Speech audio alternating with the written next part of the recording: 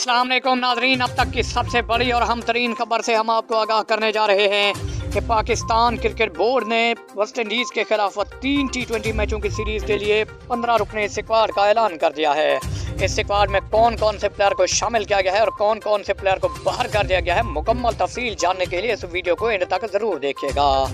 लेकिन उससे पहले अगर आप हमारे चैनल पर न्यू हैं तो हमारा चैनल सब्सक्राइब करके घंटी के बटन को प्रेस कर दें ताकि हर आने वाला नया नोटिफिकेशन आपको मिलता रहे। तो आपका कीमती वक्त ज़ाय किए बगैर चलते हैं आज की वीडियो की तरफ और आपको बताते हैं कि पाकिस्तान क्रिकेट बोर्ड ने वेस्ट इंडीज़ के खिलाफ होम सीरीज़ के लिए पाकिस्तान क्रिकेट टीम के स्क्वाड का ऐलान कर दिया है। T20 स्क्वाड में मोहम्मद हफीज, शोएब मलिक और इमाद वसीम को बाहर कर दिया गया है। पाकिस्तान और वेस्ट इंडीज़ के दरमियान 3 T20 मैचों की सीरीज़ का पहला T20 इंटरनेशनल मैच 13 दिसंबर को, दूसरा 14 दिसंबर और तीसरा T20 इंटरनेशनल क्रिकेट मैच 16 दिसंबर को लाहौर के कदाफी स्टेडियम में पाकिस्तानी वक्त के मुताबिक शाम 8 बजे स्टार्ट होगा।